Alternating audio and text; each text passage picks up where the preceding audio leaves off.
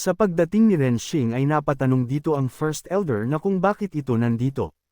At dahil sa pagsingit ni Renshing sa usapan ay tinatanong din siya ni Immortal Heion na anong sinasabi nito. Tumugon si Renshing at kanyang itong tinawag na matanda dahil tumatanggi raw sila.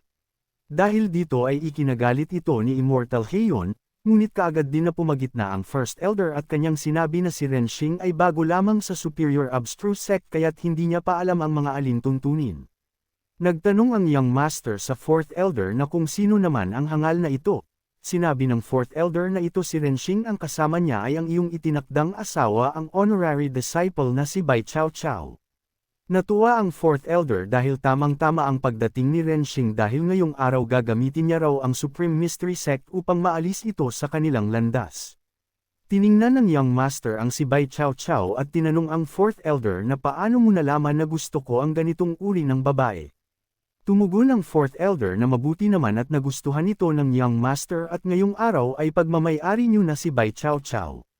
Lumapit dito ang Young Master at hinawakan si Bai Chao Chao ngunit kaagad din ito tinapik ang kanyang kamay. Sinabihan ng Fourth Elder si Bai Chao Chao na kung nababaliw na ba ito.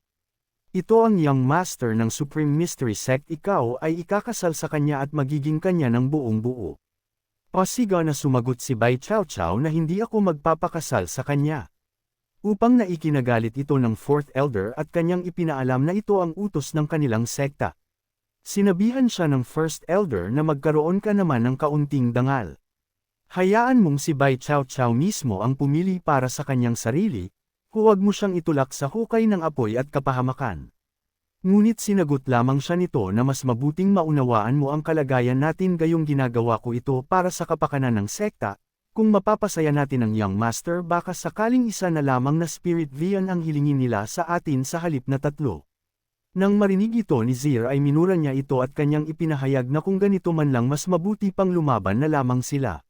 Sa pagpapakipot naman dito ni Bai Chao Chao ay imbis na magalit sa kanya ang Young Master ay mas lalo pa nga itong natuwa, kaya't binabalak niya ulit na itong hawakan. Subalit sa sandaling ito ay may kung sino naman dito ang pumihil sa kanyang kamay at nang makita ay ito nga si Renshing. Dito ay sinabihan siya ni Renshing na paanong ang isang basurang katulad mo ay magiging karapat-dapat kay Bai Chao Chao. At nagpantig naman dito ang tenga ng Young Master kaya't napatanong ito na ano ang sinabi mo. Sa takot ng dalawang elder ay napasigaw ang mga ito kay Renshing na bitiwan daw nito ang Young Master gayong ang ginawa nito ay isa ng pagtataksil, baka magdulot lang daw ito ng kapahamakan sa kanilang sekta. Napangiti ang Young Master dahil mabuti naman daw at alam ng mga ito, at sinabihan si Renshing na ngayon bitawan mo ako lumuhad katawagin mo akong Master at humingi ng paumanhin. Ngunit nang inaakala niyang natatakot sa kanila si Renshing ay nagkakamali ito gayong hinigpitan pa ni Renshing ang pagkakahawak sa kanyang kamay, dahilan mapasigaw dito sa sobrang sakit ang Young Master.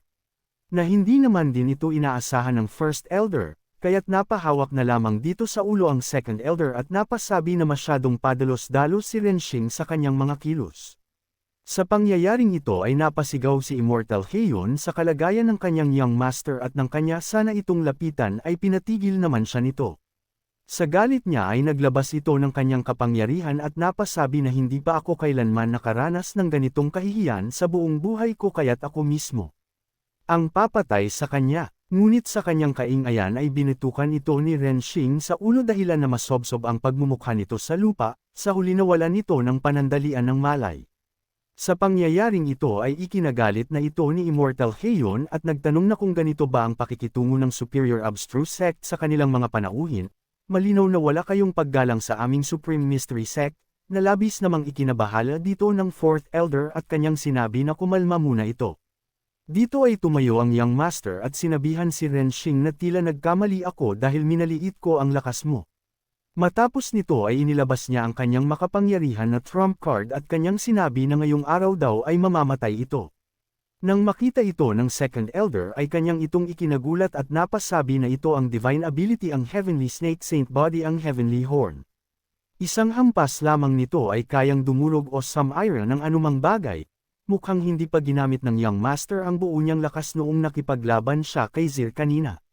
Dahil doon ay hindi na nakapagpigil pa ang Young Master at mabilis na lamang itong umatake, Ngunit sa hindi inaasahan ay nahawakan ni Renshing ang kanyang sungay at saka pinutol ng walang kahirap-hirap, kaya't nang napagtanto ng Young Master na wala na ang kanyang sungay ay para itong bato na unti-unting nababasag, matapos nito ay tumilapon ang kanyang katawan at nagtamo ng malaking pinsala. Dahil dito ay napaiyak ang Young Master nang maputol ang kanyang banal na sungay at hindi siya makapaniwala na kayang sirain ito ni Renshing. Sa takot ng Fourth Elder ay hindi niya na alam ang kanyang gagawin dahil sigurado daw siyang tapos na sila nito. Sa nangyari sa Young Master ay kaagad na rin gumawa ng pag-atake dito si Immortal Heion, ngunit pumagitna naman agad ang First Elder. Nang gagalaiti niyang sinabihan ang First Elder na winasak ng batang ito ang pundasyon ng kanyang Young Master at nais mo pa rin akong pigilan. Tumugon ang First Elder na kumalma lang raw ito bakit hindi nila pag-usapan kung paano ito maaayos at malulutas. Sumingit ang Young Master na kung ganon. Una, hiwain at putulin si Renshing ng 1,000 piraso. Hindi ba't nais niyang protektahan si Bai Chao Chao? Pangalawa, habarin ni Bai Chao Chao ang kanyang kasuotan, lumuhod sa aking harapan at magsisi agad-agad. Dahil dito ay isang napakabilis na sipa ni Renshing ang papunta sa kanya. At napagtanto naman ng dalawang ito ang gagawin ni Renshing kaya't sabay nilang sinigaw na huwag niya itong gagawin. Ngunit huli na ang lahat gayong tumama na ito sa pinakaiingatan ng Young Master, kaya't napaiyak na lamang ito nang maramdaman niyang pumutok na ang dalawang itlog. Hindi naman kaagad nakagawa ng paggalaw dito si Immortal Heion dahil pati siya ramdam din ang sakit ng iniinda ng kanyang Young Master. Dahil dito ay nagsisigaw ang Young Master sa sakit ng mapagtanto na tuluyan ng nabasag ang kanyang pinakaiingatan. At labis naman din dito ang pagkabahala ng Fourth Elder dahil ngayon siguradong hindi ito palalagpasin ng Supreme Mystery Sect. Habang sa likod ni Yang Churan ay bigla na lamang dito napasigaw si Zir sa tuwa. Dito ay ipinaalam sa kanila ni Immortal Heion na ang kanilang sect leader ay mayroon lamang isang anak na lalaki at ito ang Young Master. Ngayong araw sa loob ng inyong Superior Abstruse Sect hindi lamang nasira ang kanyang pundasyon ng lakas, kundi pati na rin ang kanyang pagkalalaki ay nawasak ng tuluyan. Kahit pailibing at ayelay ang buong sekta ninyo bilang kabayaran, hindi pa rin ito magiging sapat. Nagpaliwanag ang Fourth Elder wala kaming kinalaman sa pangyayaring ito. Agad naming huhulihin ang hamak na nilalang na ito at ipapasa sa inyo upang gawin ninyo ang nais ninyo sa kanya. First Elder, Second Elder, ano pang tinatayo-tayo ninyo riyan? Kumilos na kayo. Ngunit sinagot lamang siya ng dalawa na hindi sila aatake sa kapwa-disciple ng sarili nilang sekta, ano pa ang saysay kung aatakihin pa siya ngayon? Napasigaw sa galit ang Fourth Elder ikanya talagang sadyang matigas ang inyong mga ulo. Ang ating Superior Abstruse Sect ay sinisira ng mga taong tulad ninyo na mahina ang kalooban, wala ring katuturan ng inyong maling uri ng kabutihan, wala man lang sa inyo ang nakakaalam kung paano suriin ang kanilang tunay na sitwasyon. Dahil dito ay umatake na si Immortal Heion at kanyang sinabi na hindi nyo na kailangang kumilos gayong ako na mismo ang papatay sa kanya. Hindi ito hinayaan ni Renshing at dito ay isang teknik ang kanyang inihanda upang sabayan ang papalapit na atake ni Immortal Heion. At dito ay naharang ni Renshing ang kanyang atake subalit nagulat na lamang siya nang may biglang may naramdaman na napakalakas na puwersa, at nang kanyang itong tingnan sa itaas ay natakot ito na sa kanyang nakita na tila bang may babagsak sa kanya. Sa sandaling ito bigla na lamang puwersa na pinaluhod si Immortal Heion nang tumama sa kanya ang ginawang atake ni Renshing, sa di alam ng Fourth Elder ay napatanong ito na kung ano ang nangyayari. Ngunit para sa kaalaman ng dalawang Elder ay nakilala nila ito na ang banal na bato, hindi sila makapaniwala na basta-basta na lamang itong napunta dito. Sa nakaipit na si Immortal Heion ay nagsaad siya na paano nang ahas kayo na taga-Superior Abstruse Sect na maghimagsik laban sa aming Supreme Mystery Sect kaya't pagsisisihan nyo ang ginawang nyong ito. Sinabihan naman siya ni Renshing na ang Supreme Mystery Sect ay isa lamang aso noon ngunit ngayong lumakas na ang aso, nais na nitong kagatin ang kanyang may-ari. Ang asong tulad ng mga ito ay nararapat lamang na patayin. Ikinagalit ito ni Immortal Heion sigaw niya rito ikaw namang nahangal. Paano ka nang ahas na tawaging mga aso ang aming sekta, subukan mong sabihin yan kapag dumating na ang hukbo ng Supreme Mystery Sect. Dito ay inangat ni Renshing ang banal na bato sinabi niyang bumalik ka at tawagin mo ang inyong hukbo, hihintayin ko kayo rito. Tumayo si Immortal Heion at hinawakan ang Young Master at sumagot sa sinabi ni Renshing dahil ang lakas daw ng loob nitong kalabanan ang kanilang Supreme Mystery Sect. Sinabihan siya ni Renshing na ito lang ang pwedeng umalis at maiiwan nito ang kanyang Young Master. Kapag bumalik ito dalhin ninyo ang 6 na Spirit Vian ng o kung hindi ay papatayin ko siya. Nang gagalaiti na tumugon si Immortal Heion, sige. Ngayong araw, ako si Immortal Heion ay talagang nabigla at nagulat sa lahat ng aking narinig at nakita. Kasabay nito ang kanyang pag-alis, pahabol niya pa na maghintay ka lamang. Sa pag-alis ni Immortal Heion ay nagsisigaw dito ang Young Master at tinawag na hamak na nilalang si Renshing, winasak mo ang aking pagkalalaki at pundasyon ng buhay. Nawala na ang lahat ng aking kaligayahan at kasiyahan. Bubunutin ko ang inyong mga kaluluwa at mga ugat ng buhay.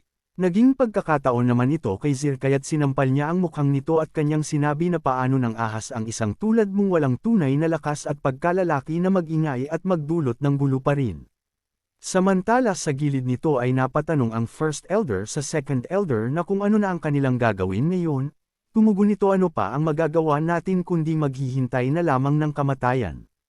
Sinabi ng First Elder na hindi ba't pakiramdam mo ay napakagaan ng iyong kalooban ngayon, na siya namang pinagtataka ng Fourth Elder. Sumagot ang Second Elder na sa katotohanan, matagal ko nang nais sabihin ito ngunit ngayon lang ako nakabuntong hininga at nakapagsabi ng malaya, at napakasarap sa pakiramdam, ang ating sekta ay daan-daang taon nang inaapi ng Supreme Mystery Sect, sa wakas, nakatayo na tayo ng tuwid at may dangal ngayon. Dagdag niya pa rito at napasigaw niyang sinabi na napakasarap sa pakiramdam. Dahil dito ay napasabi na lamang ang Fourth Elder na nababaliw na kayo. Sa tingin ko ay nababaliw na kayong lahat, malapit na kayong mamatay at masaya pa rin kayo rito. Sinagot ito ng First Elder na hayaan na lang marahil, siguro ay hindi dapat sana tayo naging masyadong mapagparaya at mapagpahintulot noon pa, kung gayon hindi sana tayo paulit-ulit na inapi at nakarating sa ganitong kalagayan. Nagsalita ang Second Elder dahil narating na natin ito, huwag na tayong magkaroon ng maling pag-asa o ilusyon, maghanda na lamang tayo para sa isang malawak na digmaan. Tumalikod na naiinis ang Fourth Elder at kanyang ipinaalam na ang Supreme Mystery Sect ay mas malakas ng hindi mabilang na beses kumpara sa atin, at pag-iisipan pa rin ninyong makipagdigma, talagang nababaliw na kayong lahat. Pupunta ako upang kausapin ang Vice Sect Leader. Sa gilid naman nito ay napatanong si Yang Churan sa First Elder na kung makikipagdigma ba talaga tayo sa Supreme Mystery Sect. Nanginginig na ako sa kaba ngayon din. Ngunit hindi ito sinagot ng First Elder bagkus nakatingin lamang ito kay Renshing at nagtanong na kung mayroon ba itong plano para rito. Tumugon si Renshing na haharapin natin ang mga suliranin kapag naroon na tayo, huwag kayong mag-alala ng labis. Matapos ang kaganapan na iyon ipinaalam ng Fourth Elder sa Vice Sect Leader ang mga nangyayari kaya't maririnig kaagad ang kanyang boses sa labas dahil sa pagkabigla. Sinabi niyang ano ang sinabi mo, ang Young Master ng Supreme Mystery Sect ay pinutulan ng kanyang pagkalalaki ni Renshing. Isinaad ng Fourth Elder sa kanya na kailangan nilang mag-isip ng paraan upang maayos ito agad. Dahil kung hindi, kapag dumating na ang hukbo ng Supreme Mystery Sect, haharapin ng ating sekta ang ganap na pagkawasak. Sa takot ng Vice Sect Leader ay sinabi niyang magpadala ito ng tao sa Supreme Mystery Sect at sabihin sa kanilang pinuno na maaari tayong mag-alok ng 2 Spirit Vian, hindi, 3 Spirit Vian bilang kapatawaran at kabayaran. Umalis ka na agad, bilasan mo, sumagot ang Fourth Elder na aayusin ko na ito agad-agad. Samantala sa Stone Cave na kung saan ang Grand Elder ay nandito din ang 2 Elder upang mag-ulat din sila. Dito ay tinanong sila ng Grand Elder na kung anong tingin ng mga ito kay Renshing. Ayon sa First Elder, hindi ko lubusang maunawaan o makita ang tunay niyang kakayahan at pinagmulan, ngunit naniniwala ako na ang lahat ng kanyang ginagawa ay para sa kapakanan ng ating sekta. Damang-dama ko sa aking puso na maaaring siya nga ang magiging tagapagligtas ng ating sekta. Nagsaad din ang Second Elder at kanyang sinabi na noon, inakala ko na siya ay isa lamang hangal na puno ng pagmamataas, ngunit matapos ang pangyayari sa Shenki Pavilion, napagtanto ko na may karapatan naman pala siyang maging mapagmataas. Ang mga bagay na kanyang ginagawa ay higit pa sa kakayahan ng karaniwang tao, habang mas sinusuri ko siya, lalo kong nararamdaman na siya ay nagmumula sa pambihira at dakilang pinagmulan. Yamang pareho kayong may mataas na pagtingin sa kanya, hayaan nating si Renshing ang mamuno at mga siwa sa usaping ito.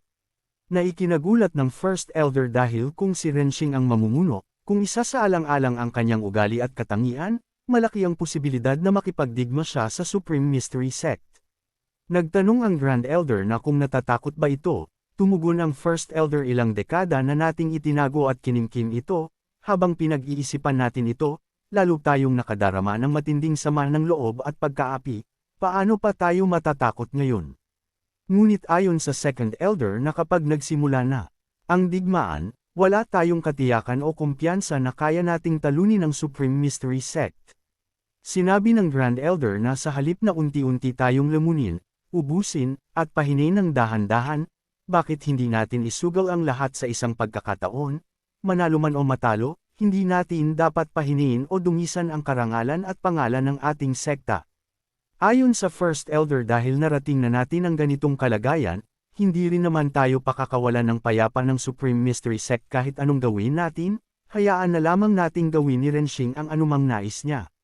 Sinabi ng Grand Elder na ang muling pagpapasigla ng Five-Color Divine Temple ay isang himala na sa kanyang sarili. Renshing, ang lahat ng ating pag-asa ay nakasalalay na sa iyo.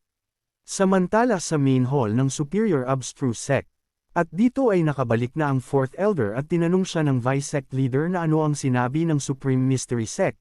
Sumagot ang Fourth Elder na huwag daw mag-alala ang Vice Sect Leader na ayos na ang lahat. Nais ng Sect Leader ng Supreme Mystery Sect ang 4 na Spirit Vian. Bukod pa rito, kailangang sumunod ang ating sekta sa kanilang mga utos mula ngayon. Higit pa rito, si Fairy Bayan at ang Guest Elder na si Liang mula sa Supreme Mystery Sect ay pupunta rito ng personal upang pangasiwaan ang usaping ito, malapit na silang dumating. Sinabi ng Vice Sect Leader na maraming salamat sa iyong pagsisikap at pagod, Fourth Elder, mahusay ang iyong nagawa sa bagay na ito.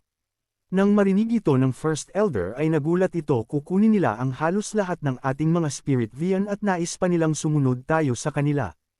Fourth Elder at Vice Sect Leader, tinatawag ba ninyo itong naayos na? Sa tingin ba ninyo ay mahusay ang inyong nagawa? Sumagot ang Fourth Elder na ano pa nga ba ang magagawa natin, ang gulo at pinsalang dulot ni Renshing ay napakalaki. Maswerte pa nga ang ating sekta kung mananatili pa tayong buhay at iiral pagkatapos nito. Sumabat ang Second Elder, ito ba ang tinatawag na pananatiling buhay? Dahil ito raw ay ganap na pagkawala ng ating dangal at karangalan. Ginagawa lamang nilang mga alipin ang ating sekta para sa kanilang sariling kapakinabangan. May kung sino naman dito ang sumagot sa sinabi ng Second Elder at ito ay nagmula sa kanilang likod at sinabi na isang malaking karangalan na ang maging alipin ng Supreme Mystery Sect. Mayroon ka bang pagtutol dito? Nang makita ay ito nga ang nasabing Guest Elder ng Supreme Mystery Sect na si Liang at kasama si Aunt Bayan. Kaagad nagpaliwanag ang Fourth Elder na nagkakamali kayo ng pagkaunawa, ang kapayapaan ang pinakamahalaga at pangunahin. Wala kaming anumang pagtutol, dito ay kaagad nagtanong si Liang na kung nasaan na ang kanilang young master. Sa takot ng Fourth Elder ay dali-dali itong tumakbo papunta sa First Elder at nagtanong na kung nasaan na ang young master. Kaagad namang siyang sinagot nito na sa ngayon hawak ito ni Renshing. Samantala sa menial quarter dito ay makikitang nakagapos ang young master sa malaking puno at nagsisigaw, na kayong lahat ng naririto ay tiyak na mamamatay. Mamamatay kayong lahat, kahit mamatay kayo ng 8 o 10 beses pa ay hindi pa rin ito sapat upang mapawi ang matinding puot at galit na nararamdaman ng aking puso. Dito ay sinabihan ni Liu ang kanyang tauhan na kung siya ay patuloy na mag-iingay at makagagambala sa pagsasanay ni Mr. Ren, pakainin siya ng dumi ng hayop o tao. Tumugon ito na natutuwa na sige, mayroon pa akong bagong labas na dito ngayon din. Nang marinig ito ng young master ay bigla na lamang itong napatigil sa kakasigaw at nabahala dahil mukhang seryoso talaga ang mga taong ito.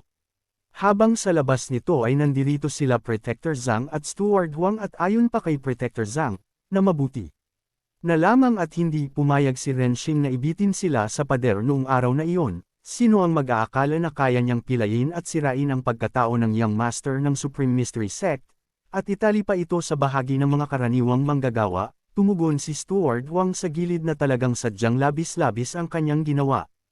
Ang Supreme Mystery Sect ay may kakayahang wasakin ang ating sekta anumang oras nila naisin, lumaki at lumala ng sobra ang gulo na ito, kahit ang Grand Elder ay hindi na ito kayang hawakan o ayusin pa.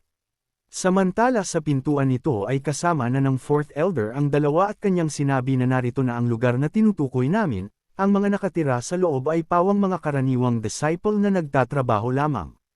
Nang makita ito ni Protector Zhang ay napatayo ito at napasabi sa kanyang nakita na narito na ang mga tao mula sa Supreme Mystery Sect. Ang nangunguna ay tila ay si Fairy Bayan. Narinig ko na kamakailan lamang ay naperpekto na niya ang sining ng pagtatansya ng Supreme Mystery Sect at nagising din ang kanyang napakalakas na likas na kakayahan, ang kanyang katayuan ay pangalawa na lamang sa kanilang sariling pinuno. Yamang naririto ang isang napakamakapangyarihang tao, tiyak na tapos na tayo. Dagdag niya pa rito tila kahit ang Grand Elder ay hindi na kayang protektahan si Renshing ngayon, tila kailangan na lamang nating kunin ang kanyang bangkay pagkatapos ng lahat ng ito. Nang mapag-alaman na nilang nandirito ang kanilang Young Master ay kaagad inaatake ng Guest Elder ang pintuan nito. Habang sa loob nito ay talagang tinututuo ng tauhan ni Liu ang pagpapakain ng dumi sa Young Master, at nang makita ng Young Master na kung sino ang dumating ay nagmamakaawa itong kaagad na liigtas siya. Dahil doon kumilos ang Guest Elder at inatake ang tauhan ni Liu na saka naman ang pagkatilapon ng katawan nito. Napasigaw ang tauhan ni Liu na may nakapasok na kaaway sa kanilang menial quarter. Subalit nagtataka naman dito ang Guest Elder sa taong kanyang inatake gayong hindi man lang ito nawala ng buhay kaya't napatanong siya sa Vice Sect Leader na kung sigurado ba itong mga karaniwang disciple lang ang mga ito. Hindi kaagad nakasagot si Vice Sect Leader kaya naman napaisip siya na kung ano nga ba ang nangyayari. Paanong ang isang hamak na disciple ay may lakas na katulad ng sa isang elite disciple? Dito ay nilapitan ng Guest Elder ang Young Master at tinanggalan ng tali habang nagsusuka ito sa kanya na dumi, pinakalma naman siya ng Guest Elder at huwag daw itong mag-alala walang sinuman sa kanila ang makakaligtas magbuhay ngayong araw, lahat sila ay makakatikim ng iyong puot at galit. Samantala doon ay lumabas na si Renshing dahil narinig niya ang sigaw ng tauhan ni Liu na may umatake sa kanila. Nang makita ito ng Young Master ay nanggagalaiti ito sa kanya na tinawag na walang hiya si Renshing, at mukhang hindi pa nito napagtanto ang kanyang sinapit sa kamay ni Renshing gayong basta na lamang itong umatake dala ng kanyang galit. Ngunit bago pa siya makalapit kay Renshing ay sinalubong na ito ni Ye Jing at isang napakalakas na atake ang tumama sa kanya. Dahil dito ay napasigaw si Vice Sect Leader nang makita na sasaktan ng Young Master kaya't pasigaw niyang sinabi na papatayin niya si Renshing. Subalit bigla na lamang itong napatigil ng batukan siya ni Aunt Bayan sa ulo. Napatanong ang Vice Sect Leader na kung bakit niya yun ginawa. Gayunman hindi ito sinagot ni Aunt Bayan bagkus naglakad lamang ito papunta kay Renshing.